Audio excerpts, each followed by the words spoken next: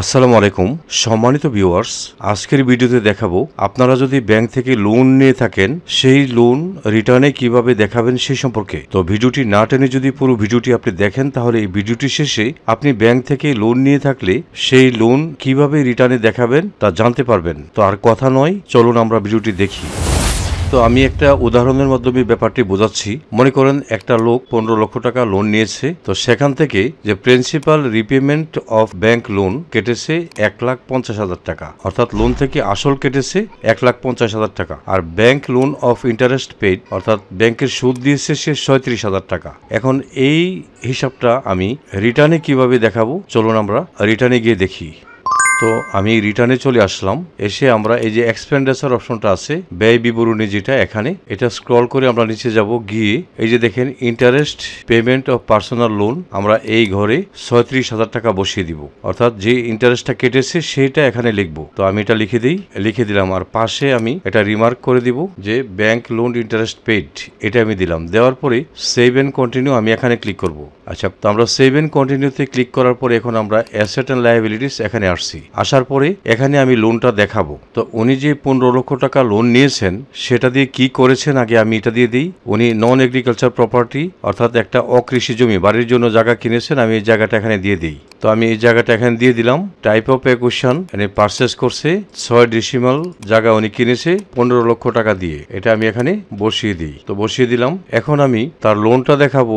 এই যে নিচে স্ক্রল করে যাবেন, লায়াবিলিটিস দেখেন, এই যে লায়াবিলিটিসটা আপনাদের এইভাবে থাকবে, এখানে ক্লিক করবেন। করার পরে যদি ব্যাংক থেকে লোন নিয়ে থাকেন তাহলে এখানে ক্লিক করবেন। এখানে ক্লিক করে ব্যাংকের নাম, অ্যাকাউন্ট নাম্বার, পারপাস এবং ব্যালেন্স অ্যামাউন্টটা লিখে দিবেন। আচ্ছা, যদি ব্যাংক থেকে না নিয়ে কোনো ব্যক্তির কাছ থেকে লোন নিয়ে থাকেন তাহলে এখানে ক্লিক করবেন। তো এখানে ক্লিক করার পরে আপনি লোনটা যার কাছ থেকে নিয়েছেন তার নামটা এখানে লিখে দিবেন, তার টিন নাম্বারটা এখানে লিখবেন, কোন পারপাসে নিয়েছেন এটা লিখবেন, আর ব্যালেন্স অ্যামাউন্টটা আপনি এখানে লিখে দিবেন। অথবা যদি কোনো এনজিও প্রতিষ্ঠান থেকে নিয়ে থাকেন তাহলে আপনারা এখানে ক্লিক করবেন। আমি দেখাচ্ছি। তো এটা তুলে দিবেন, তুলে দিয়ে এখানে ক্লিক করবেন। করার পরে কোন ব্যাংক থেকে নিয়েছেন, এনজিও ব্যাংক, ব্রাক ব্যাংক, এভাবে নিলে টাইপ অফ লোন, তারপর আদার ডিটেল এখানে পার্সোনাল লোন এটা লিখে দিতে পারেন, অ্যামাউন্টটা লিখে দিতে পারেন। তো আমি যাটা দেখাচ্ছি তিনি আসলে ব্যাংক থেকে নিয়েছেন, এই জন্য আমি এটা তুলে দিব, এটা দিয়ে দিব। দিয়ে সোনালী ব্যাংক থেকে নিয়েছেন এটা দিয়ে দিলাম। তারপরে এখানে আমি অ্যাকাউন্ট নাম্বারটা দিয়ে দিলাম, এখানে আমি পার্সোনাল লোন দিয়ে দিলাম, তারপরে অ্যামাউন্টটা দিয়ে দিলাম। দেখেন অ্যামাউন্ট কোনটা দেবো আমি, যদি এখানে আমি যেহেতু তিনি 15 লক্ষ টাকা তুলেছেন এবং 1,50,000 টাকা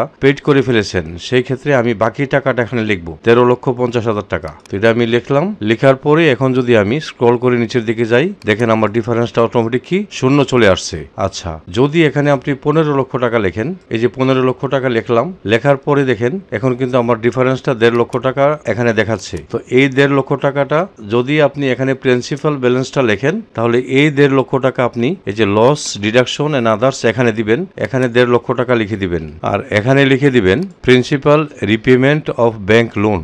তো লেখার পরে দেখেন এখানে আমার 15 লক্ষ টাকা আছে, এর মধ্য থেকে 1.5 লক্ষ টাকা কেটেছে। এখন যদি আমি ডিফারেন্সে যাই, দেখেন ডিফারেন্সটা কি 0 আসছে। ঠিক আছে, তো আপনারা এক কাজ করবেন, এই লস এন্ড ডিডাকশন এটা না দেখিয়ে আপনারা এখানে শুধুমাত্র 13,50,000 টাকা এটা দেখিয়ে দিবেন, বাকিটা দেখানোর প্রয়োজন নেই, কারণ আপনার সম্পদ তো এখানে আছেই 15 লক্ষ টাকার। ঠিক আছে, তাহলে এটা আপনার লসে আর দেখানোর কোনো দরকার নেই। তাহলে এখন ব্যালেন্সটা দেখেন, এখানে ডিফারেন্সটা 0 আসছে। এইভাবে আপনারা ব্যাংক লোনটা সুন্দর করে দেখিয়ে দিবেন যাতে কোনো সমস্যা না হয়। তো আপনারা যারা অনলাইনে রিটার্ন সাবমিট করতে যাচ্ছেন, যদি জীবনের প্রথমবারের মতো সাবমিট করতে যান তাহলে অবশ্যই আমার পরামর্শ থাকবে, প্রথমবার রিটার্ন সাবমিটের ক্ষেত্রে অবশ্যই একজন ইনকাম ট্যাক্স লয়ার অথবা এনবিআর থেকে ট্রেনিং প্রাপ্ত কোনো ব্যক্তির মাধ্যমে রিটার্নটি ফিল আপ করে সাবমিট করবেন। কারণ আপনারা নিজে নিজে করতে গেলে হয়তো অনেক ক্ষেত্রে আপনারা ভুল করতে পারেন, যে ভুলের মাসুল যতদিন আপনি রিটার্ন জমা দিবেন ততদিনই এই মাসুলটা ভোগ করতে হবে। তাই আপনাদের প্রতি পরামর্শ, আপনারা নিজে নিজে না করে একজন অভিজ্ঞ ইনকাম ট্যাক্স লয়ার অথবা এনবিআর থেকে ট্রেনিং প্রাপ্ত কোনো ব্যক্তি দ্বারা রিটার্নটি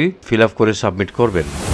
তো এই ছিল আমার আজকের ভিডিও। আশা করি আমার এই ভিডিওটি আপনাদের একটু হলেও উপকারে আসবে। যদি আমার এই ভিডিওটি আপনাদের একটু হলেও উপকারে আসে তাহলে লাইক, কমেন্ট এবং শেয়ার করে দিবেন। সেই সাথে চ্যানেলটি সাবস্ক্রাইব করে আপনারা আমার সঙ্গে থাকবেন। আপনারা সকলে ভালো থাকবেন। আপনাদের সবাইকে ধন্যবাদ।